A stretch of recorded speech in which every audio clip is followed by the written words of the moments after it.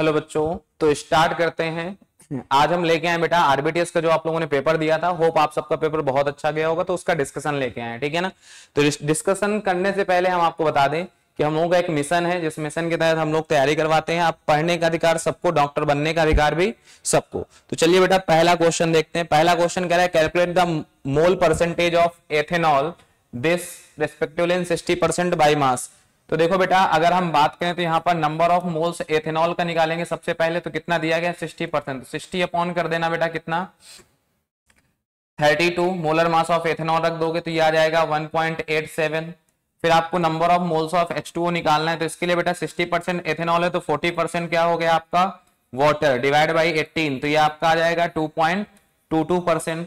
आपको परसेंटेज क्या बताना है बेटा एथेनॉल CH3OH, तो यहां पर आ जाएगा बेटा इसका मोल परसेंट बताना है, मोल परसेंट ऑफ एथेनॉल।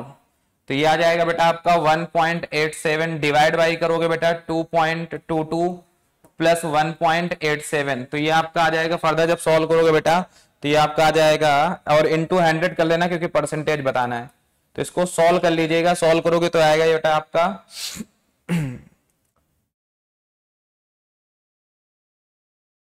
54.2%, ठीक है ना।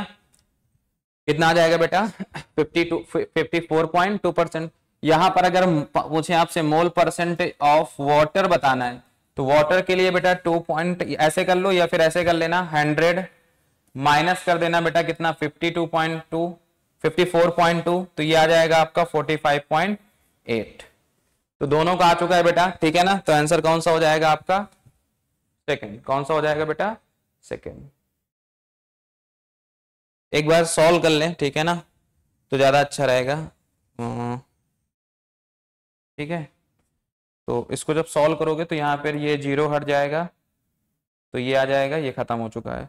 और ये आपका आएगा 0.7 0.8, तो ये आएगा 4, ठीक है, और 2.55 0.8 टाइम जाएगा तो 45.8, ये बेटा 45 आ रहा है, ठीक है ना। और वाटर का निकालना है percentage of mole percent of water, H2O निकालोगे तो बेटा 100 माइनस कर दोगे कितना 45.8, तो ये आपका आ जाएगा 54.2%। तो आपको क्या पूछा गया परसेंटेज ऑफ एथेनॉल और वाटर, तो एथेनॉल का 45.8 आ गया और वाटर का आ गया 54.2। तो आंसर कौन सा हो जाएगा बेटा फर्स्ट। कौन सा हो जाएगा फर्स्ट हो जाएगा, ठीक है ना। वो एथेनॉल और वाटर का पूछा गया था। चलिए नेक्स्ट क्वेश्चन की तरफ बढ़ते हैं बेटा। देखो नेक्स्ट क्वेश्चन आपसे कह रहा है a solution was prepared by adding 120 centimeter cube of C2H5OH ethanol to water until the volume of the solution was 190 centimeter cube. Find volume percentage of ethanol. तो देखो बेटा volume percent of C2H5OH ये आ चुका है आपका, कितना दिया गया 120 डिवाइड कर देना बेटा 190 सोल्यूशन का है इनटू 100, तो ये 0 से खत्म हो गया, तो यहाँ 1200 अपॉन आ जाएगा 19। इसको सॉल्व करो बेटा तो 622 जा करोगे तो 6 टाइम जाएगा इनटू बेटा सॉरी 6, फिर बचा 0 लगा दो तो 3.63 पॉइंट कुछ जाएगा 2, मतलब ऐसे होगा, ठीक है ना, परसेंट आएगा। तो देखो ऑप्शन कौन सा मिलता जुलता है भैया, कैलकुलेशन है, ठीक है, तो 63 ये आ रहा है तो ये हो जाएगा, ठीक है ना। चलो next question, the mole fraction of solute of the solute win 1 molar aqueous solution. तो बेटा 1 मोलर एक्वस सॉल्यूशन मतलब मोलैलिटी कितनी दी गई 1 और कितने 1 kg में। तो यहां से अगर हम नंबर ऑफ मोल सके 1 मोलर ऑफ सॉल्यूट के लिए अगर बात करें तो सिंपल सी बात है बेटा, number of moles of solute कितना हो जाएगा 1 अपॉन 1 प्लस सॉल्वेंट कितना हो जाएगा, तो सॉल्वेंट मान लीजिए क्या है बेटा H2O, और H2O का मोलर मास निकालो, H2O के मोल्स निकालोगे तो 1 लीटर या 1 kg के लिए 1 अपॉन कितना हो जाएगा बेटा, चेंज करोगे ग्राम में तो 1000 अपॉन 18 कर दोगे, तो number of moles of H2O कितना आ गया 1000 अपॉन 18, तो ये आ जाएगा बच्चा 55.5। बहुत फेमस क्वेश्चन है, बहुत बार आ चुका है, इसका सीधा आंसर बच्चे रट लिए हैं, ठीक है ना, कि 1 मोलर के लिए पूछा जाए तो 0.018 होता है। ये आ जाएगा आपका 55.5, तो ये आ जाएगा 1/56.5, तो इसको लिख देंगे 0.018। सीधा, बहुत फेमस क्वेश्चन है, बहुत बार आ चुका है, ठीक है ना बेटा। चलिए नेक्स्ट क्वेश्चन की तरफ बढ़ते हैं। How many gram of HNO3 is required to prepare 400 ml of solution of 0.2 molar. तो देखो बेटा मोलरिटी का फॉर्मूला एक बार लिख दे रहे हैं, m इक्वल टू होता है वेट अपॉन बेटा होता है मोलर मास इनटू होता है बेटा वॉल्यूम। तो आपको बता दें कि इसका मोलर मास होता है 63 और मोलरिटी दी गई, सारी वैल्यू पुट करो, 0.2 इक्वल टू हो जाएगा बेटा वेट अपॉन हो जाएगा मोलर मास 63, वॉल्यूम बेटा ml में दिया गया, लीटर में चेंज करोगे 0.4। सीधे सीधे सॉल्व कर लो बेटा, तो ये वेट इक्वल टू सीधे आ जाएगा 0.2 इंटू 63 इंटू 0.4। सॉल्व करो बेटा, तो ये आ जाएगा, आप सब सॉल्व करोगे 0.14 को आप इसको लिख सकते हो, ठीक है ना। कैंसिल आउट करोगे 0.08 इंटू 63 करोगे तो सीधा आ जाएगा 5.04 ग्राम। आंसर कौन सा हो जाएगा बच्चा? सेकंड। पिछले वाले में आंसर टिक कर दिया था, ठीक है। चलो फिर कह रहा है 20.6 ग्राम NaBr is dissolve in 500 ml solution, what is the molarity of solution. Resulting molarity पूछ रहा है, तो मोलरिटी इक्वल टू फॉर्मूला मैंने लिख ही दिया है बेटा, तो molarity equal to weight upon molar mass करोगे तो वेट दिया गया है 20.6, मोलर मास बेटा NaBr का 23 होता है, सोडियम का 80 होता है बेटा ब्रोमीन का, तो ये 103 आ जाएगा आपका 103 इनटू बेटा 500 ml, क्या दिया गया 500 ml को लीटर में चेंज करो तो 0.5। सॉल्व कर लो बेटा, तो m इक्वल टू ये आ जाएगा आपका 0.4, ठीक है ना, मोलल, ठीक है। इससे ये हट जाएगा, 5 आ गया बेटा, ठीक है, तो ये आ जाएगा 0.04, ठीक है।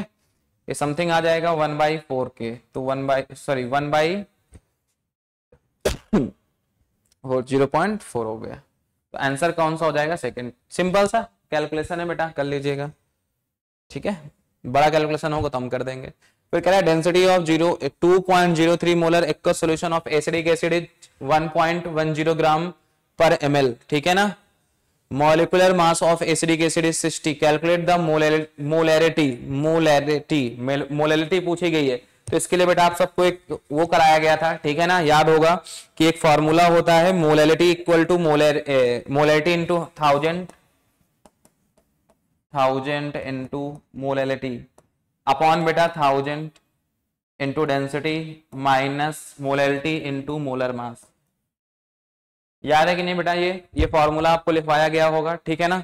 सारी वैल्यू पुट करते हैं जल्दी जल्दी, फिर कैलकुलेशन करेंगे। तो m इक्वल टू आ जाएगा 1000, मोलैरिटी दी गई 2.03 अपॉन बेटा 1000 इंटू डेंसिटी दी गई बेटा कितनी 1.017, ब्रैकेट में लगा लेना माइनस का बेटा, यहां पर मोलैरिटी फिर से दी गई कितनी बेटा 2.03 और एसिडिक एसिड मोलर मास दे दिया गया 60। यहां से इसको आपको सॉल्व करना है बॉस, सॉल्व करेंगे तो आपका आंसर आ जाएगा, ठीक है ना। ये आपका आएगा बेटा सॉल्व करने पे 2.27, कितना आएगा बेटा 2.27। सॉल्व कर लेंगे भैया, ठीक है ना, तो सिंपल सा आंसर आ जाएगा, ठीक है। चलिए 2.27, तो ये आ गया भैया 2.27। चलिए next question, 171 gram of cane sugar, ठीक है, तो इसका मोलर मास होता है बेटा 342। केन शुगर सुक्रोज है बेटा C12H22 O11, इसका मोलर मास 342 होता है, आप कैलकुलेट कर लेना। एक कार्बन का 12 होता है, हाइड्रोजन का 1 होता है, ऑक्सीजन का कितना 16। Is dissolve in 1 litre of water, the molarity of the solution is, molarity फिर से पूछा गया है बॉस, मोलैरिटी इक्वल टू हो जाएगा भैया कितना, हाँ 171 ग्राम अपॉन बेटा 342, ठीक है, और इनटू 1 लीटर दे दिया गया। बस सॉल्व करो भैया, m इक्वल टू कितने टाइम जाएगा 171, हाँ 1/2 2 टाइम, तो 1/2 को आप लिख सकते हो 0. एक बार कैलकुलेशन चेक करना मित्रों, ठीक है भैया, 2 टाइम जाएगा तो लिख सकते हो, तो आंसर क्या हो गया आपका, ठीक है 0.5। If 5.6 gram of KH is present in 40 ml of solution, what is the normality of the solution? तो आपको बता दें बेटा इसके लिए, अगर हम क्यूएच के लिए इक्विवेलेंट की बात करें तो इक्विवेलेंट क्या हो जाएगा बेटा, आपने फॉर्मूला पढ़ा होगा, गिवन वेट नॉर्मेलिटी का फॉर्मूला मैं लिख दे रहा हूं बेटा, equivalent weight, gram equivalent weight, number of gram equivalent weight upon बेटा क्या होता है, वॉल्यूम लीटर में। तो बेटा आपको बता दें ग्राम इक्विवेलेंट वेट होता है गिवन वेट अपॉन बेटा equivalent weight into volume litre में। तो नॉर्मेलिटी इक्वल टू सीधे सीधे फॉर्मूला रखो, गिवन वेट कितना भैया 5.6, और मैं आपको बता दूं केएच के लिए equivalent weight molar mass upon valency, valency हो जाएगा 1, ठीक है ना। तो यहां पर आ जाएगा बेटा आपका कितना, सीधा सीधा 56, ठीक है, इनटू बेटा कितना 40 ml, तो 40 ml को लीटर में चेंज करने के लिए 1000 कर दो, ठीक, 1 0 से 1 0 खत्म, आंसर आ जाएगा आपका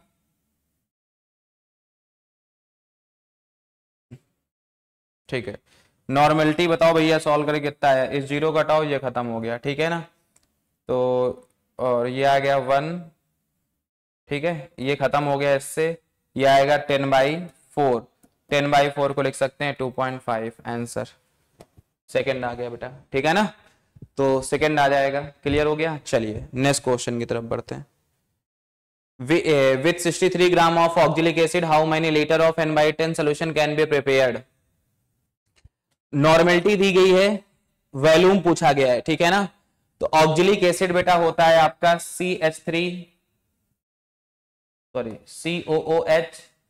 COOH, इसका मोलर मास कितना हो जाएगा, जल्दी बताओ बेटा। 2 कार्बन है, 24 24 16 90 90 48 64, हाँ, इसका मोलर मास हो गया बेटा 90, कितना हो गया 90। चलो तो 1/10 नॉर्मेलिटी दी गई है, और आपको बता दें हम 63 ग्राम ऑक्जेलिक एसिड है ना, तो 63, और बेटा मैं बता दूं अगर आप इक्विवेलेंट वेट निकालोगे इसका तो 90, मोलर मास अपॉन वैलेंसी होता है, क्या होता है, मोलर मास अपॉन वैलेंसी। तो बेटा 90 डिवाइड बाई कर देना कितना 2, 90 डिवाइड बाई 2 करोगे 2 ऊपर पहुंच जाएगा इनटू वॉल्यूम। ये बेटा 90/2 क्यों किया है, ये आपका इक्विवेलेंट वेट हो जाएगा इसका, मोलर मास अपॉन वैलेंसी। तो 90 वैलेंसी बेटा 2H+ बाहर जाएंगे, इस यहाँ पर एसिड है ना तो बेसिसिटी रख दो 2, तो ये आपका इक्विवेलेंट वेट आ गया। ग्राम इक्विवेलेंट वेट क्या होता है, given weight upon equivalent weight, 90/2 रखोगे 2 ऊपर चला जाएगा। तो यहां से वॉल्यूम आ चुका है आपका बॉस, ठीक है, ऊपर जाओगे नीचे आ जाएगा आपका 63 × 2 डिवाइड बाई 90 × 10, ठीक है।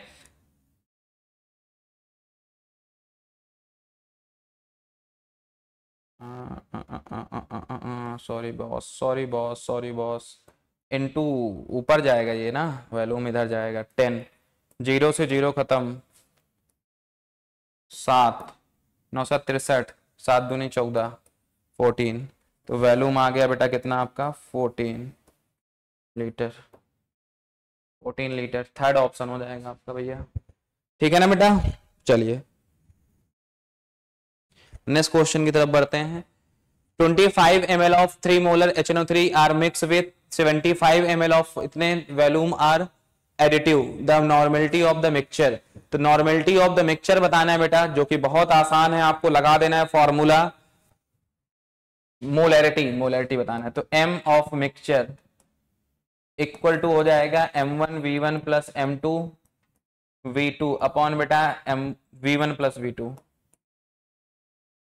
तो मोलैरिटी ऑफ मिक्सचर हो जाएगा यहां से M1 कितना 3 × 25 प्लस बेटा 75 × 4 डिवाइड बाई 100, सॉल्व करना, बताओ कितना आएगा, सॉरी हाँ ठीक है 4 3 25 3 का 75, 75 चौको 300, 375 बटे 100 3.75, अरे 25 3 जा 75 प्लस 300, अरे 75 × 2 करोगे 150 आएगा, इनटू कर दोगे 2 से तो 300, ये आ गया डिवाइड बाई 100, तो ये आ गया आपका 375/100 2 जीरो हटाओ, पॉइंट लगाओ, 3.75 थर्ड आंसर। ठीक है, होप आप सबको समझ में आ रहा होगा बेटा। ठीक है, अगला क्वेश्चन कह रहा है the volume of 4 normal HCl and 10 normal HCl required to make 1 liter of 6 normal HCl are। तो बेटा बहुत आसान है, ठीक है ना, सिंपल सी बात है। आपको यहां पर वॉल्यूम मान लेना है कितना दिया गया, क्योंकि वॉल्यूम पूछा गया है। तो देखो बेटा, आप लगा दो N1V1 plus N2V2 equal to 1 litre के लिए दिया गया है कितना बेटा, N3V, और सीधा करो इंटू 1 कर दो। अब रखो तो 4 इंटू मान लो x प्लस ये कितना हो जाएगा बेटा 10 इंटू मान लो 1 माइनस एक्स,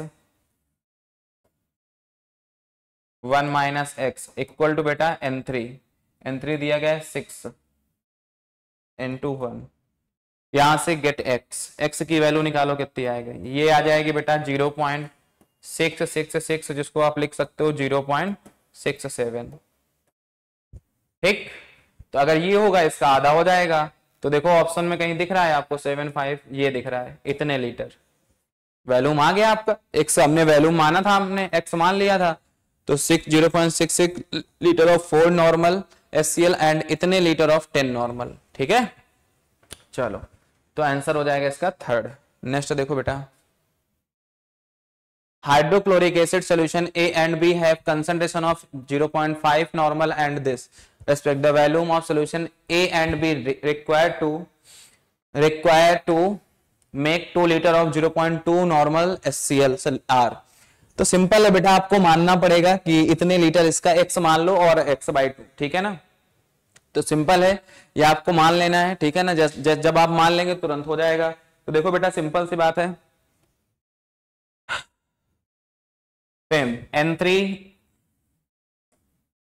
इक्वल टू तो कितना ऐसा लिख लेना N3 equal to N1V1 plus N2V2 upon बेटा V3, और V3 तुम्हें दिया गया है 2 लीटर।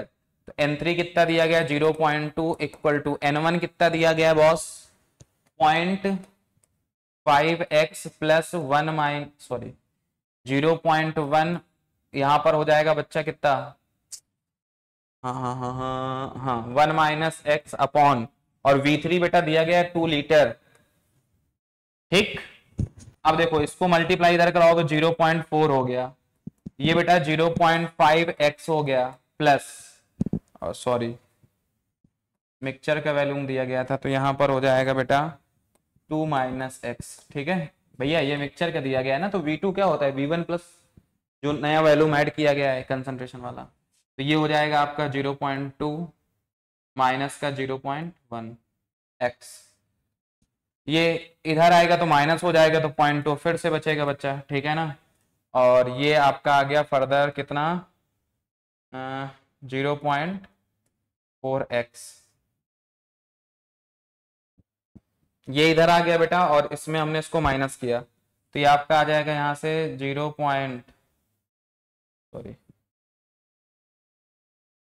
x इक्वल टू बेटा आ जाएगा 0.2 अपॉन 0.4 1/2 0.5 कितना आ जाएगा 0.5। तो आपको हम बता देना चाहते हैं कि ये हमने निकाला किसके लिए बेटा a के लिए। ठीक है ना, तो अगर हम a की बात करें, a को हमने x माना था तो 0.5 लीटर ऑफ a आ चुका है। ठीक है ना बेटा, कितना आ चुका है 0.5 लीटर ऑफ a आ चुका है। ठीक है ना, और b निकालना है तो 2 लीटर पूरा था, 2 माइनस अगर 0.5 करो तो ये 1.5 लीटर आ जाएगा b, और x हमने a को माना था बिकॉज a ये है, a यहां रखना था, तो 0.5 लीटर ऑफ a और 1.5 लीटर ऑफ b। होप आपको समझ में आ गया होगा बेटा, इसका आंसर फर्स्ट होगा बच्चा। Next question, H2O2 solution used for hair bleaching is sold, गोल होना चाहिए, as a solution of approximate 5 gram of H2O2 पर 100 ml of solution. The molecular mass of H2O2 34, the molarity of the solution is approximate। तो simple है बेटा, molarity equal to कितना दिया गया 5 ग्राम, H2O2 का molar mass 34 into volume solution कितना 100 ml, तो 0.1 10 50 सीधा करो। अरे भैया 100 करोगे यहाँ, ऊपर कर देना 1000 10, तो m equal to 50/34, m equal to गड़बड़ कर दिया क्या कुछ भैया, कितना आएगा 1.5 के समथिंग ही आएगा, सही है, ठीक है ना, समथिंग आ जाएगा भाई, एग्जैक्ट तो आंसर नहीं आएगा, ठीक है, थोड़ा कम ही आएगा, 1.2 ही 3 है, हाँ ठीक है 1.5 ठीक है। देखो बेटा अगला क्वेश्चन, एट 88 डिग्री सेल्सियस, इसमें कौन सा, ठीक है, अगला question, eight 88 degree Celsius benzene has vapor pressure of 900 torr and toluene has a vapor pressure of 360 torr. What is the mole fraction of benzene in the mixture with toluene? Fill that boil at इतना 1 atm pressure benzene and toluene from an ideal solution. ये तो पता है बेटा सबको कि similar type के solution ideal solution होते हैं, ठीक है, सेम टाइप है। तो आपको मैं बता देना चाहता हूँ, बहुत आसान क्वेश्चन है, डिफिकल्ट नहीं है। आपने एक फॉर्मूला पढ़ा था बच्चा, P S equal to P not A x A plus P not B x B, इसको आप लिख सकते हो 1 माइनस एक्स ए, ठीक है ना। नहीं, किसका बताना तुम, मोल फ्रैक्शन ऑफ बेंजीन, तो बेंजीन बेंजीन बेंजीन बेंजीन, ठीक है ठीक है, कोई दिक्कत नहीं है, ठीक है। तो पी एस इक्वल टू यहाँ पर आपको दिया गया 1 एटीएम दिया गया है ना, और 1 एटीएम मतलब इस टेम्परेचर पे अगर 1 एटीएम बोल दे रहा है तो इसका मतलब पी एस सोल्यूशन का वेपर प्रेशर कितना हो जाएगा, 760 मिलीमीटर ऑफ मरकरी, ठीक, सीधे सीधे हो जाएगा। तो दोस्तों सॉल्व किया जाए, चलो, तो मान लो ये A है, तो ये कितना हो जाएगा, A minus sorry mole fraction बेटा A, mole fraction x A plus x B equal to 1 होता है, तो ये हो जाएगा 1 माइनस ए, ठीक। तो देखो बेटा 760, पी नॉट ए दिया गया कितना 900, ए प्लस पी नॉट बी दिया गया है 360, 1 माइनस ए, सॉल्व करो, 760 इक्वल टू 900 ए प्लस यहाँ 1 माइनस, तो 360 माइनस का हो जाएगा बेटा 360 ए, 360 ए, 360 इधर लेके आओ बेटा, तो ये बचेगा आपका 400, ठीक है, हाँ, इक्वल टू 900 ए में 360 हटा दो तो ये बचेगा 650, 640, कितना बचेगा 640 नहीं 640 540, तो ये बेटा इसमें इतना माइनस करना है, तो ये बचेगा 540। अरे यार 0 0 0, यहाँ पर 6 में 0 गया, 4 आया, 10 यहाँ पे बचा 8, 8 में 3 गया 5, ठीक है, ये आ जाएगा A, तो यहाँ से A इक्वल टू कितना आ जाएगा बेटा 400 डिवाइड बाई 540, बताओ A इक्वल टू कितना होगा, 0.74 समथिंग होना चाहिए आपका, क्योंकि 7 टाइम जाएगा तो 0.74 एग्जैक्ट आंसर आ जाएगा। थोड़ा सा पेपर में इसमें एक चीजें हैं बेटा कि बहुत एग्जैक्ट पास आंसर दिए हैं, तो इसकी प्रॉब्लम मैं समझ सकता हूँ, आपको परेशान न हो, एक्चुअल एग्जाम में ऐसे करीब वैल्यू नहीं आएंगी, ठीक है ना, परेशान न होइए, ये थोड़ा सा मिस्टेक हुआ है, ठीक है ना। तो अगले टेस्ट पेपर से हम इस चीज का सुधार करेंगे कि ऐसी सिमिलर अप्रोक्सीमेट वैल्यू ना दी जाए आपको, ठीक है। 0.74 आ गया। Next question, if P naught A and P naught B are 108 and respectively, what will be the mole fraction of A in vapor phase? तो बेटा आपको बताना चाहते हैं, या सबसे पहले PS या PT निकालो, तो PT इक्वल टू हो जाएगा 108, और मोल फ्रैक्शन अगर एक का ये दिया गया है गैसियस फेज में, तो दूसरे का भी इतना ही हो जाएगा, इनटू 1/2 प्लस, बिकॉज बेटा आपने पढ़ा है ना mole fraction of A plus B equal to 1, तो एक का अगर 0.5 है तो दूसरे का कितना हो जाएगा 1 माइनस 0.5 आ जाएगा, प्लस दूसरा कितना बेटा दिया गया है यहाँ पे 36 इंटू 1/2, ये होता है 54, ये होगा 18, 18 36, ठीक है। तो PT 54 प्लस 18, 8 4 12 2 5 1 6 7 72, यहां से आ गया। और मैं आपको बता दूं बेटा मोल फ्रैक्शन इन वेपर फेज किसके लिए पूछा गया है, ए के लिए, तो बेटा ये हो जाएगा P not A x A upon P T, तो y A equal to y A mole fraction in vapour phase of A के लिए बात कर रहे हैं। पी नॉट ए क्या हो जाएगा बेटा, पी नॉट ए आपको दिया गया है 108 इंटू 1/2 अपॉन कितना बेटा 72, ठीक है 54/72, तो ये आ जाएगा आपका, देखो ये 1/2 है तो इसको ऐसे लिख लो 1/2, इससे ये खत्म 54, तो यहां से वाई ए आ गया बच्चा आपका फिर से 54/72, ठीक है, और ये आएगा कुछ आपका 0.75, हाँ 0.75 टाइम जाएगा, 7 जाएगा सीधा, इसके बाद 75 का एक ही ऑप्शन है, सीधा सीधा आ जाएगा।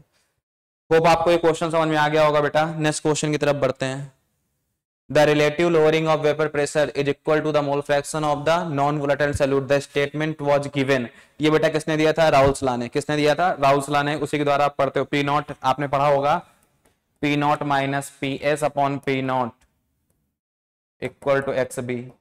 ये किसने दिया था, इन भाई साहब ने, राउल्सला, ठीक है ना। चलो नेक्स्ट क्वेश्चन पढ़ते हैं, ध्यान से पढ़ो बेटा। The molar elevation constant is the ratio of the elevation, ratio is the elevation, ratio the elevation of the elevation in boiling point, molarity नहीं भैया, मोलैरिटी क्या होता है, molarity elevation constant, molar elevation constant, elevation in boiling point. तो बेटा यहाँ पे delta TB equal to होता है केबी इंटू मोलैलिटी, क्या होता है, मोलैलिटी। तो ये क्या हो गया, मोलैलिटी, ठीक है, इधर कर लो भैया, मोलैरिटी का रेशियो बनेगा। जब मोलैरिटी है ही नहीं तो क्या बोलेंगे, ठीक है। Elevation in boiling point was इतना degree Celsius when 6 gram of a compound X was dissolved in इतने gram of water, molecular weight of X, symbol है यार देखो। डेल्टा टीबी की अगर बात करें बेटा तो सीधे सीधे हो जाएगा डेल्टा टीबी इक्वल टू केबी, केबी दिया गया है वाटर का 0.52 इनटू थोड़ा सा क्या पूछा गया, मॉलिकुलर वेट ऑफ एक्स कितने कितने 6 ग्राम, 6 अपॉन एक्स मान लो इनटू बेटा mass of solvent 100 gram, KG में रखोगे 30 खत्म 5.6, तो डेल्टा टीबी इक्वल टू आ गया आपका 5.2 इंटू 6 अपॉन बेटा ये x है, इसको हमने बेटा x माना था, x, ठीक है, ये जो दिया गया है x, ठीक है। और डेल्टा टीबी निकाल लो, डेल्टा टीबी कैसे निकालोगे, x हो गया, डेल्टा टीबी के लिए ये दिया गया आपको elevation in boiling point of this was compound of x। तो आपको मैं बताना चाहता हूँ एक सिंपल सी बात कि बेटा बॉइलिंग पॉइंट ऑफ सोल्यूशन कितना होता है, तो जब इसको एक्सपेंड करोगे तो ये टीबी माइनस टीबी नॉट होता है, और ये बॉइलिंग पॉइंट सॉल्वेंट का होता है जो दिया गया है सॉल्यूशन के लिए। बात करें H2O, H2O का बॉइलिंग पॉइंट कितना होता है बेटा 100, तो 100 माइनस 0.52, ठीक है, equal to 5.2 into 6 upon x, x equal to ये आ जाएगा आपका 100 में माइनस करोगे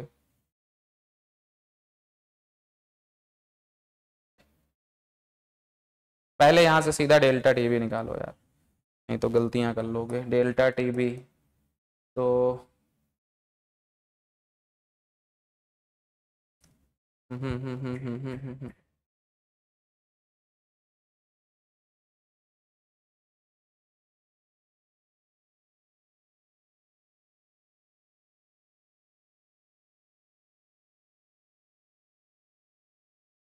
एक सेकेंड यार, यहाँ तुमसे बताया थोड़ी ना कि क्या दिया गया, एलिवेशन बॉइलिंग पॉइंट ही होता है डेल्टा टीबी, सही है यार, वही मैं कंफ्यूज हो रहा हूँ, सोल्यूशन तो दिया नहीं है तो सीधे सीधे 0.52 आ गया। इसको बॉस नीचे भेज दो, ठीक है, तो ये आपका आ जाएगा 60, ये बचे रहेगा, अभी देखो दोबारा कर लेते हैं, बस सीधे सीधे डेटा पुट करते हैं, ठीक है। तो ये आपका आ गया बेटा डेल्टा टीबी आपको दिया गया 0.52, सॉरी बिग बॉस थोड़ा सा मुझे दिक्कत हो गई थी इस वजह से, 0.52 इंटू बेटा 6 इंटू 10 अपॉन एक्स, मुझे लगा ये किसी का दिया गया है डेल्टा टीबी है ये, इसलिए इसको नीचे x ऊपर, तो x इक्वल टू आ जाएगा 0.52 इंटू 6 इंटू 10 अपॉन बेटा 0.52। भैया ये खत्म, सीधा x इक्वल टू कितना आ जाएगा 60। नेक्स्ट क्वेश्चन देखो, ये क्वेश्चन दिया गया, molar depression constant for water is 1.86 degree Celsius, the freezing point of a 0.05 molar solution of a non electrolyte in water. मैं बताना चाहता हूं बेटा डेल्टा टीएफ इक्वल टू होता है KF into M. KF for water होता है सीधा सीधा 1.86, तो 1.86 इनटू मोलैलिटी दी गई है बेटा, और delta TF molar depression constant, ठीक है, the freezing point of the इतने molar 0.05 molar depression constant water का दिया गया है, तो यहां हो जाएगा सिंपल सा 0.0 माइनस का, ठीक है ना, 0 माइनस का हो जाएगा बेटा 1 पॉइंट, ठीक है, 86 डिग्री सेल्सियस। सिंपल सी बात है, ठीक है ना। तो ये आपको करना है सॉल्व, और 0.05 मोलल दिया गया है, ठीक है ना, मोलैलिटी दी गई है, तो अब इसमें कुछ बचा नहीं बेटा, सीधा सीधा आपका आंसर आ जाएगा, ठीक है। सॉल्व कर लोगे तो बताना क्या था, फ्रीजिंग पॉइंट ऑफ अ इतने मोलर सॉल्यूशन,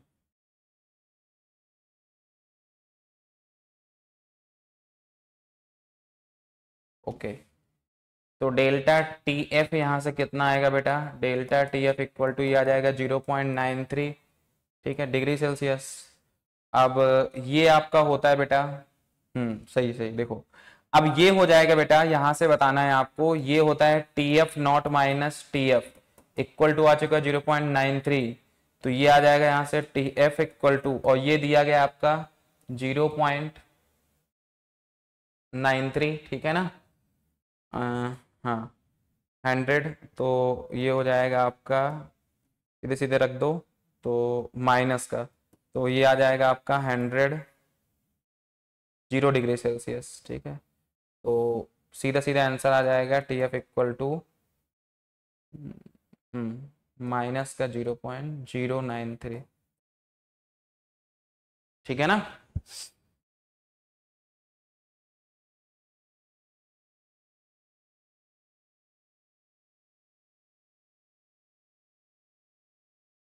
ठीक है, थोड़ा सा हम लोगों से गलती हुई, यहाँ 0 आएगा, कैलकुलेशन मिस्टेक हुआ था बेटा, ठीक है।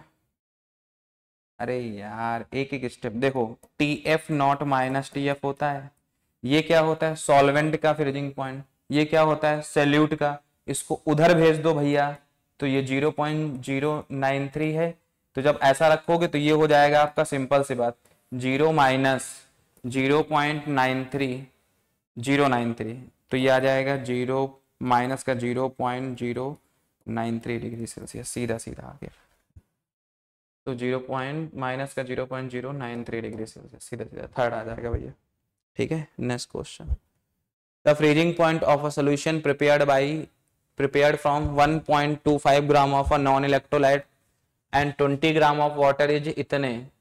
तो मैं आपको बता दूं बेटा, सिंपल सी बात है, यहां से delta T F delta T B निकालोगे, तो देखो यहाँ पर दो चीजें होती हैं, और इसमें थोड़ा सा गलती भी है, कोई दिक्कत नहीं है उसको, सिंपल सी बात समझिएगा, जनरली टेम्परेचर हम लेते हैं 273, ठीक है, 0 डिग्री सेल्सियस पे, लेकिन समस्या क्या है,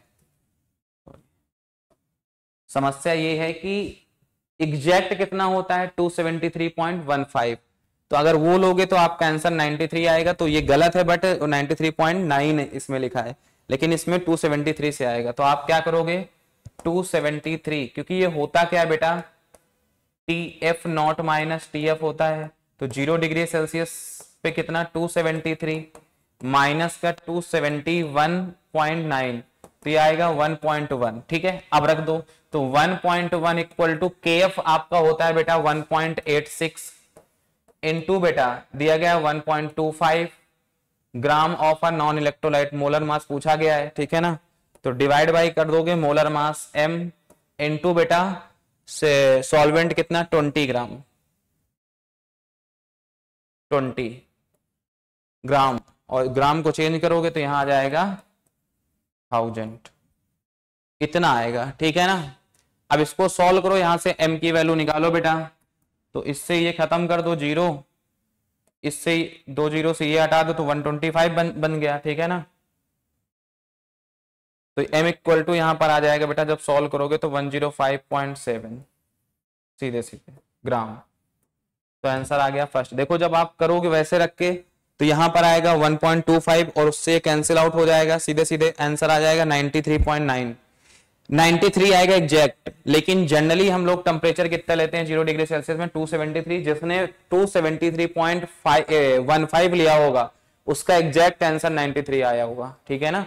तो एक्चुअल में ये 105 हो जाएगा। ये क्वेश्चन एक बार एफएमसी एग्जाम में भी आ चुका है, उसमें से ये था, ठीक है ना। तो आपको जनरल टेम्परेचर मान के करना है, कोई दिक्कत हो तो बताइएगा, ठीक है ना।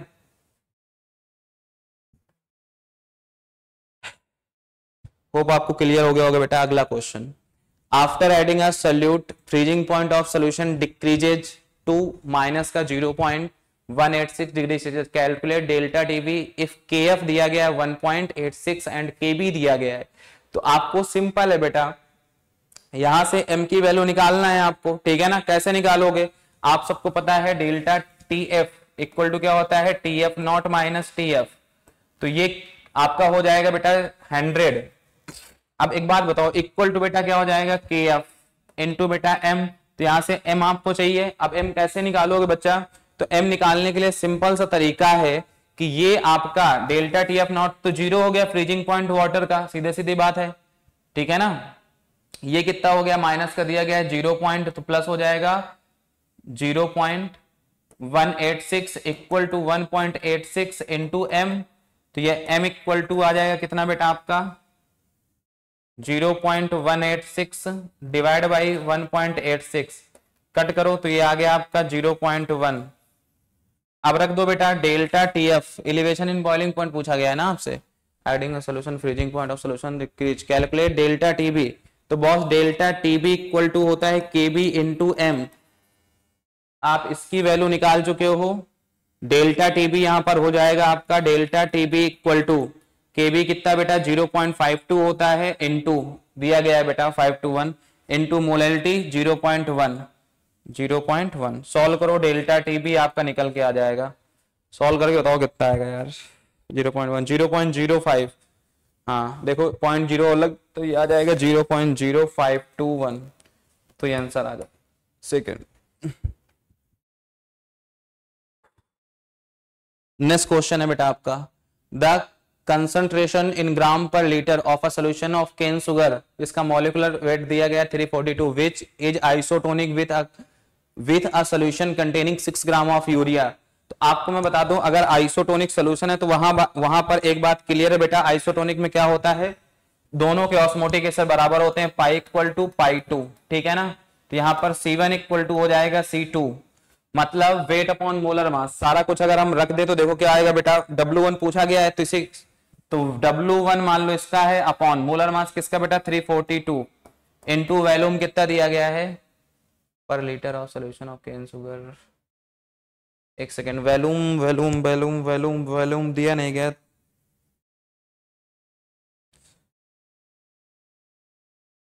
तो मान लो 1 लीटर पर लीटर बोला गया है ना, तो 1 लीटर हो गया, तो इंटू 1 इक्वल टू बेटा 6 अपॉन यूरिया कितना 60।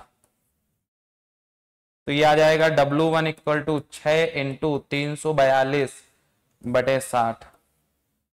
तो इस 6 0 से बेटा यहाँ पर 34.2 आ गया, 6 से 6 खत्म, तो आंसर आ जाएगा 34.2। आंसर आया 34.2 आ रहा है भैया, हाँ सेकंड ऑप्शन हो जाएगा।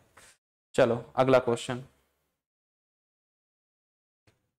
two solution A and B are separated by semi permeable membrane if liquid flow from A to B। आप लोगों को ऑस्मोसिस पढ़ाया गया होगा बेटा, तो आपको पता है डाइल्यूट से किसकी तरफ जाता है कंसंट्रेशन, डाइल्यूट से कंसंट्रेशन फ्लो होता है किसमें, ड्यू टू, अगर हम ऑस्मोसिस की बात करें,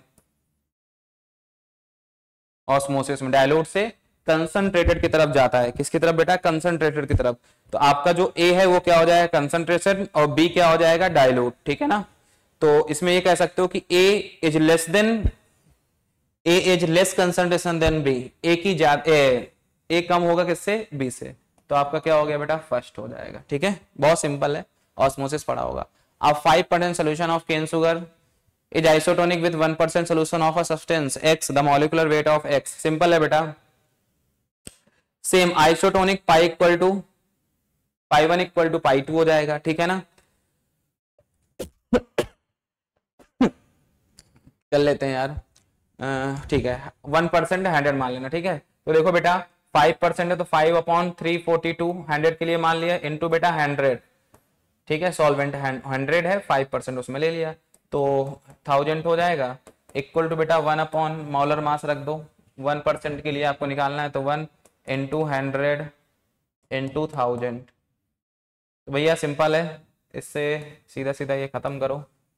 m इक्वल टू कितना आएगा, इस 100 से ये 100 खत्म हो जाएगा, m इक्वल टू आ जाएगा आपका 342 डिवाइड बाई 5।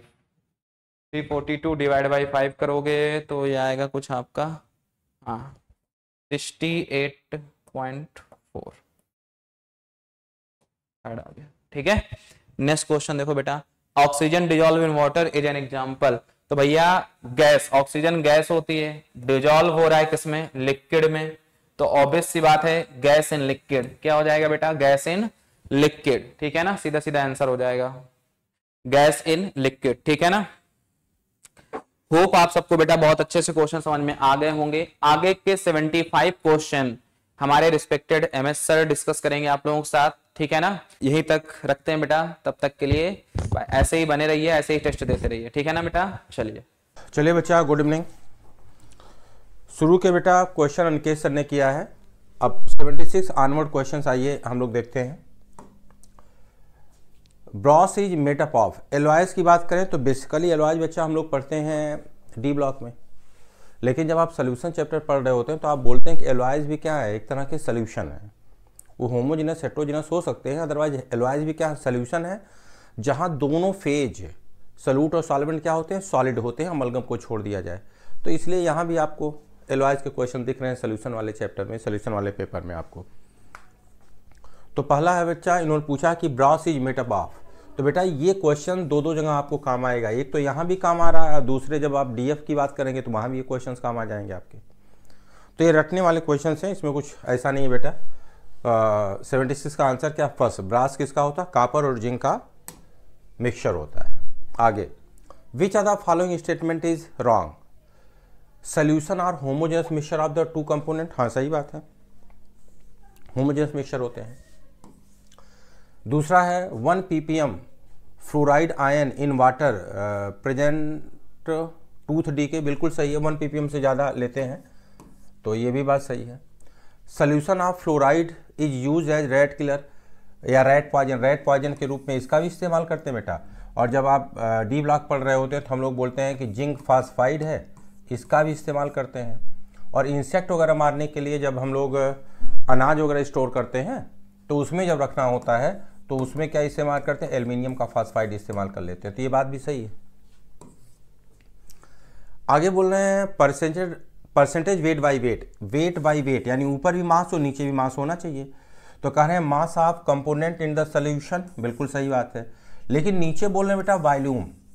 जब आप वेट बाई वेट की बात कर रहे हो तो वॉल्यूम थोड़ी ना आएगा, यहाँ भी क्या आना चाहिए था, मास आना चाहिए था। तो ये बात क्या हो गई, गलत। तो आपके क्वेश्चन में पूछा भी गया है कौन सा स्टेटमेंट रॉन्ग है, तो कौन सा स्टेटमेंट रॉन्ग हो गया, फोर्थ। अगला question, find the correct statement. Correct statement बताना है कि इसमें से कौन सा स्टेटमेंट करेक्ट है। मोल फ्रैक्शन, तो जिसका निकालना होता है उसके mole number of moles upon total mole, ये बात सही है। नंबर ऑफ मोल, जो वेट गिवन होता है डिवाइडेड बाय मॉलिक्यूलर वेट, ये बात भी सही है। वॉल्यूम परसेंटेज, ऊपर भी वॉल्यूम, देखो वी बाई वी ले रहे हैं तो ऊपर भी क्या है वॉल्यूम और नीचे भी क्या है वॉल्यूम ऑफ द सॉल्यूशन, बिल्कुल सही बात है। तो यहाँ क्या हो जाएगा, ऑल आर करेक्ट, सारे के सारे सही हैं। 78 अगर हम लोग देखेंगे बच्चा तो 78 का क्या है, all the options are correct. अब आ जाइए फोर्थ पे, फोर्थ नहीं मतलब नेक्स्ट, द नॉर्मेलिटी। तो नॉर्मेलिटी के लिए क्या बोलते हैं, नॉर्मेलिटी बराबर क्या हो जाएगा भाई, जो बैलेंस फैक्टर और मल्टीप्लाइड बाई क्या है, मोलरिटी। यहाँ देखिए अगर आप फास्फोरिक एसिड की बात कर रहे हैं तो इसके लिए n की वैल्यू क्या आ जाएगी 3 और इसकी मोलरिटी कितना है 3, तो नॉर्मेलिटी अगर इसी की निकालनी है तो क्या हो जाए 3 मल्टीप्लाइड बाई 3 9। आसान सा पेपर बच्चा। अगले question, value of Henry's constant KH is, देखिए सॉल्वेबिलिटी से रिलेटेड है और सॉल्वेबिलिटी से अगर KH को आप रिलेट कर रहे हो तो आप बोलोगे क्या कि इनवर्सली प्रोपोर्शनल टू सॉल्वेबिलिटी, अगर वैल्यू ज़्यादा है तो सॉल्वेबिलिटी कम और अगर KH की वैल्यू कम है तो सॉल्वेबिलिटी ज़्यादा। तो यहाँ कह रहे हैं ग्रेटर, अगर इसकी वैल्यू ज़्यादा है तो सॉल्वेबिलिटी क्या होनी चाहिए, कम होनी चाहिए। बोल रहे हैं विद हायर सॉल्वेबिलिटी, तो ये तो बात गलत हो गया। Greater for the gases, lower solubility, बिल्कुल सही बात है। अगर KH की वैल्यू ज़्यादा है तो सॉल्वेबिलिटी क्या हो जाएगी, इनवर्स में हम लोग बोलते हैं तो सॉल्वेबिलिटी लोअर हो जाएगी, ये बात तो बिल्कुल सही है। कहने कांस्टेंट फॉर ऑल गैसेज, नहीं, बेकार की बात है। और नॉट रिलेटेड टू सॉल्वेबिलिटी, नहीं भाई, इनवर्सली प्रोपोर्शनल होती है तो इसका कोई सेंस नहीं है। तो 80 का सेकंड इज राइट आंसर। आगे आइए, colligative properties depends upon nature of solute. देखिए फिर कह रहे हैं नेचर, एक्चुअली हमें पार्टिकल चाहिए, तो देखिए नेचर ऑफ सॉल्वेंट, बेकार की बात। Number of solute, number of electrolyte, नहीं, नंबर मतलब क्या, हमें पार्टिकल यानी नंबर चाहिए, तो आंसर क्या हो जाएगा, नंबर ऑफ सॉल्यूट, कितने सॉल्यूट है। हाँ, ऐसा नहीं है, नेचर पे डिपेंड करेगा कि वह आयनिक है या कोवैलेंट है, वो डिजॉल्व होने पे आयंस बनाएगा या आयंस नहीं बनाएगा। लेकिन इस क्वेश्चन के फ्रेम में अगर हम लोग देखें तो number of solute particle, number, बल्कि पूरा कर लो, पार्टिकल चाहिए, नंबर ऑफ सॉल्यूट पार्टिकल पे, ठीक। तो 81 का बेस्ट आंसर क्या हो गया हम लोग का, थर्ड। अगला, अच्छा इन्होंने बेटा दे रखा ए, यहाँ कोई एक वर्ड आपको इनमें से सिलेक्ट करना है। Injection are dissolve in water containing the salt at particular concentration that matches concentration the ABCR, ठीक। ये क्या है, injection are dissolve in water containing salt at particular concentration, particular B वहाँ दे रखा है, कंसंट्रेशन दैट मैचेज, फिर यहाँ सी कर दिया कंसंट्रेशन। अच्छा, अगर इंट्रावेनस, यहाँ से हम लोग देखें, अगर इंट्रावेनस, इंट्रामस्कुलर नहीं, इंट्रावेनस इंजेक्शन की बात करें तो इंट्रावेनस का मतलब क्या हो, सीधे ब्लड स्ट्रीम में आप लगा रहे हो, वेंस के अंदर लगा रहे हो, तो जो प्लाज्मा में NaCl का कंसंट्रेशन होता है उस कंसंट्रेशन के आसपास इसका कंसंट्रेशन रखना होता है। और होता कितना अगर देखा जाए प्लाज्मा में तो 0.91% वेट बाई वॉल्यूम होता है। तो इस हिसाब से अगर हम लोग पहले ऑप्शन को ले लें तो यहाँ हो गया इंट्रावेनस, मान लीजिए यहाँ हम लोगों ने क्या एज्यूम कर लिया, intravenous injection are dissolve in water containing salt at a particular ionic concentration that match blood plasma, that matches blood plasma concentration. हाँ ठीक है, फर्स्ट ले सकते हो आप। इंट्रावेनस में क्या करते हैं, ये जो आयनिक लिख रहे हैं एक्चुअली है क्या, NaCl है, ठीक। और ब्लड प्लाज्मा में जो कंसंट्रेशन है साल्ट का यानी NaCl का, उसके आइसोटोनिक होना चाहिए, उससे ऊपर है उससे नीचे का कंसंट्रेशन नहीं ले सकता, आइसोटोनिक होना चाहिए।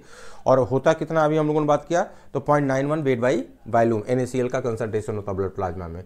तो ठीक है, फर्स्ट इज राइट आंसर। हाँ, पढ़ने में अजीब अजीब सा लग रहा है, जैसे लैंग्वेज को आप देखो तो अजीब अजीब सी लैंग्वेज मिल रही है। अगर इसको हम लोग पुट करके पूरा पढ़ भी लें, intravenous injection are dissolve in water containing salt, ठीक है, at particular ionic concentration that match. अब यही ना कि लैंग्वेज देखो, थोड़ा सा लैंग्वेज अजीब अजीब सी है। चलिए ठीक है, first is right answer. Language बहुत स्मूथ नहीं है बेटा, बाकी ठीक है, फर्स्ट इज राइट आंसर। अगला, which are the following pair of chemical reaction is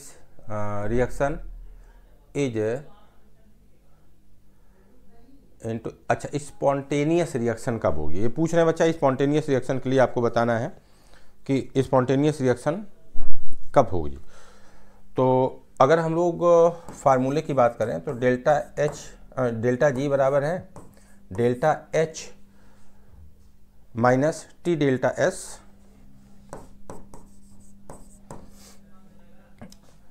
इन्होंने बोला which are the following pair of chemical reaction spontaneous reaction आपको करवानी है। स्पॉन्टेनियस का मतलब इसकी वैल्यू क्या चाहिए आपको, नेगेटिव। अगर इसकी वैल्यू नेगेटिव लेनी है आपको तो जरा देखिए यहाँ आप पहले इसके बारे में सोच लें। तो अगर ये पॉजिटिव है या नेगेटिव है, ये जितना ज़्यादा नेगेटिव होगा स्पॉन्टेनियस रिएक्शन उतनी फास्ट हो जाएगी। तो इसका मतलब इसकी वैल्यू, और इसकी वैल्यू नेगेटिव तो बिल्कुल नहीं होनी चाहिए, क्योंकि अगर ये नेगेटिव हो गया तो अगर डेल्टा एस, टी तो टेम्परेचर है, अगर डेल्टा एस नेगेटिव हो गया तो नेगेटिव नेगेटिव पॉजिटिव हो जाएंगे। तो इसका मतलब डेल्टा एस हर हाल में पॉजिटिव होना चाहिए, और डेल्टा एस पॉजिटिव होना चाहिए यानी रेंडमनेस आपको बढ़ाना चाहिए।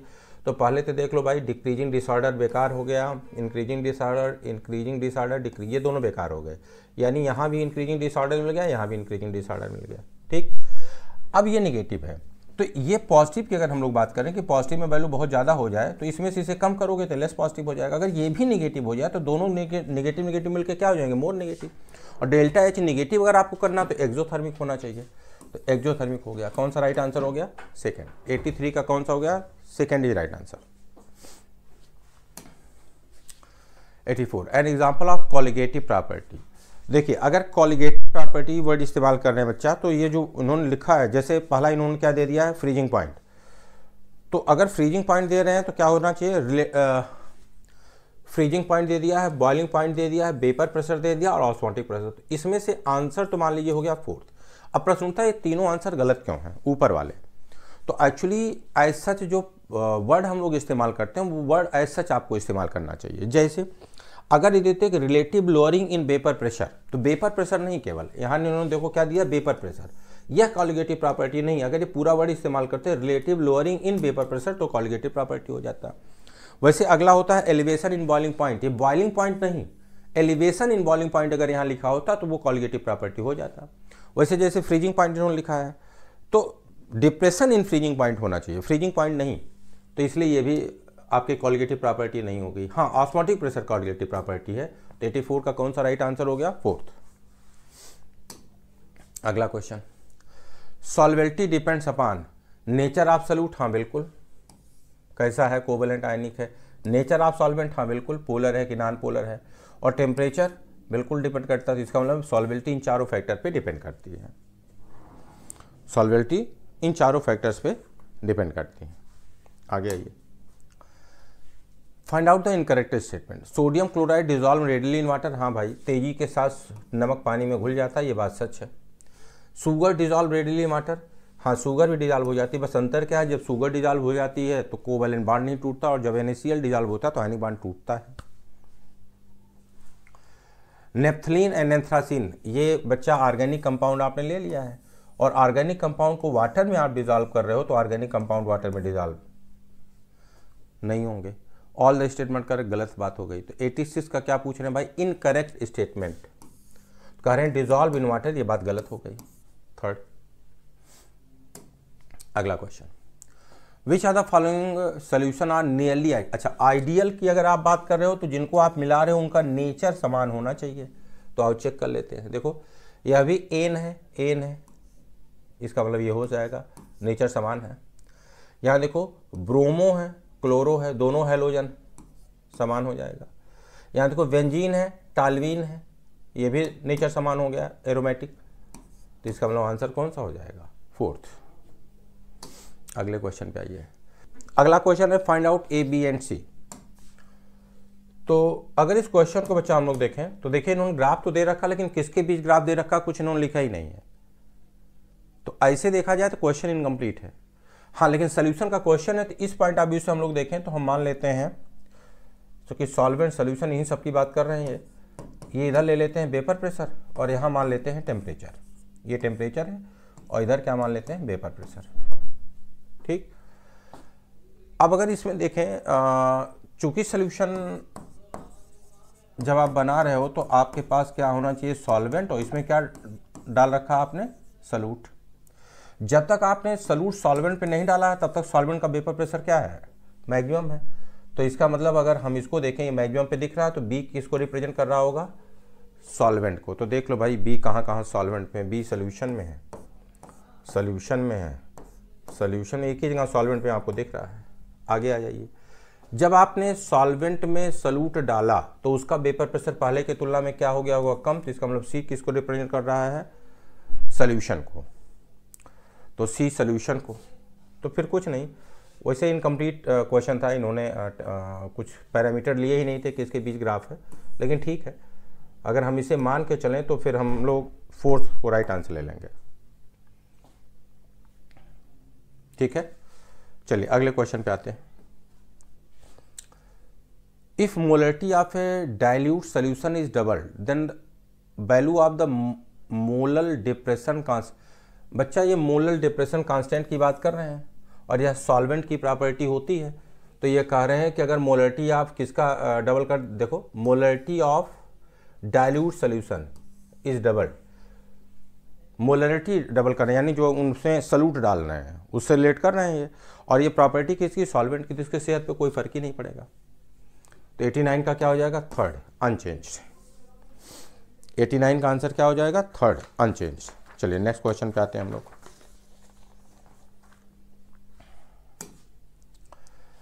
The osmotic pressure of equimolar, सबकी मोलरिटी इन्होंने सेम दे रखा है, तो ऑस्मोटिक प्रेशर आपको निकालना है, डायरेक्टली प्रोपोर्शनल क्या हो जाएगा, IC, और ये सबके लिए क्या है, कांस्टेंट है, तो इसका मतलब I पे डिपेंड करेगा। अब आइए जरा I तलाश लेते हैं।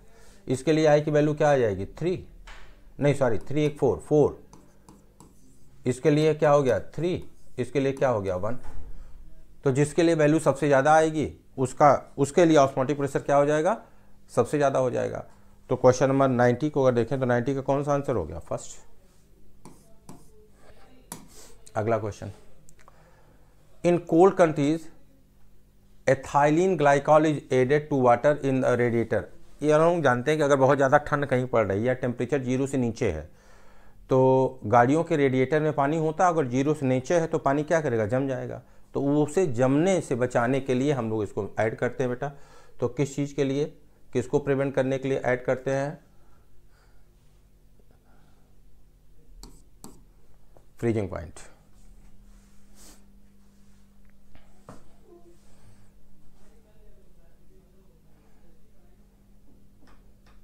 चलिए आगे आ जाते हैं। Which are the following is incorrect for the ideal solution. Ideal solution के लिए डेल्टा G मिक्सिंग 0 नहीं होता, ये फैक्चुअल चीज़ें हैं, आपको पता होनी चाहिए, मतलब रटाई रटाई चीज़ें हैं बच्चा, ये 0 नहीं होता। ठीक है, चलिए आगे आ जाइए। जर्मन सिल्वर जी मिक्सचर ऑफ, जर्मन सिल्वर किससे मिला है, तो mixture of copper zinc and nickel. ये भी देखो एलॉय का 2 क्वेश्चन हो गया, और आप पीछे आप एक क्वेश्चन ऐसा करके आ रहे हैं, एलॉय के 2 क्वेश्चन हो गए। अगला, the tank are use by the scuba divers. अच्छा, सी डाइवर्स यानी जो लोग गोताखोरी करते हैं, उसमें बेटा हम लोग लेते क्या क्या है, ऑक्सीजन, नाइट्रोजन और हीलियम, इन तीनों का मिक्सचर लेते हैं।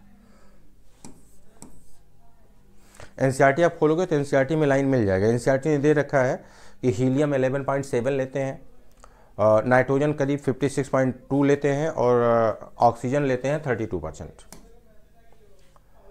Which are the following is correct. 95, देखिए ये तो करेक्ट है, इसमें तो कोई दिक्कत है नहीं।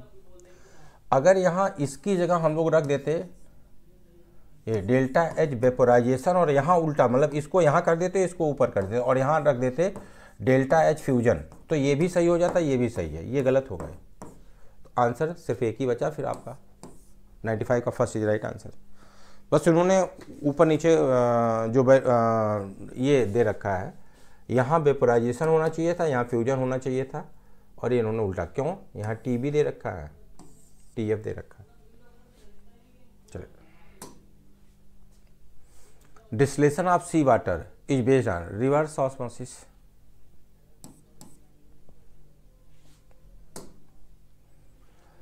विच are the following solution will has the lowest freezing point. तो ये कहीं कहीं हाफ और कैपिटल एम जो दे रहे हैं बच्चा, ये सब स्मॉल एम है, पहली बात ये क्लियर कर लो। ठीक, अब नंबर ऑफ पार्टिकल देख लो, सबसे ज़्यादा जहाँ हो जाए, यहाँ 1, यहाँ 2 1 3, यहाँ क्या है 2 और यहाँ 5, 97 का फोर्थ।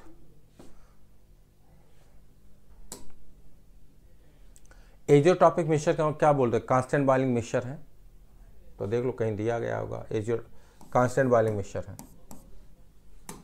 ये सब एक एक लाइन वाले क्वेश्चन है।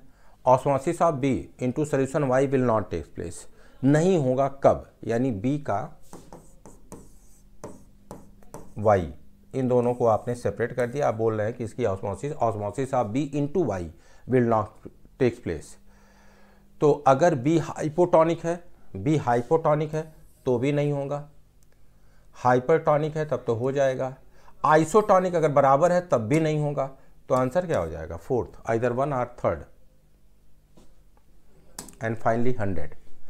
What happen to the solubility of substance with the rise in temperature of rise if the dissolution process exo, अगर एक्सोथर्मिक है और टेम्परेचर आप बढ़ा रहे हैं तो सोल्यूशन सॉल्युबिलिटी क्या हो जाएगी, कम हो जाएगी, तो डिक्रीज कर जाएगी। यही उल्टा होता, अगर एंडोथर्मिक होता बढ़ा रहे हैं तो क्या करती, सॉल्युबिलिटी इंक्रीज कर जाती। ठीक, तो आंसर क्या हो गया, सेकंड। वैसे सोल्यूशन का पेपर इधर तो सब देखिए 1 लाइनर क्वेश्चन है, मतलब कुछ कैलकुलेशन, हाँ शुरू वाले में कुछ क्वेश्चन में कैलकुलेशन आपको मिले होंगे, इधर सारे क्वेश्चन थ्योरेटिकल हैं।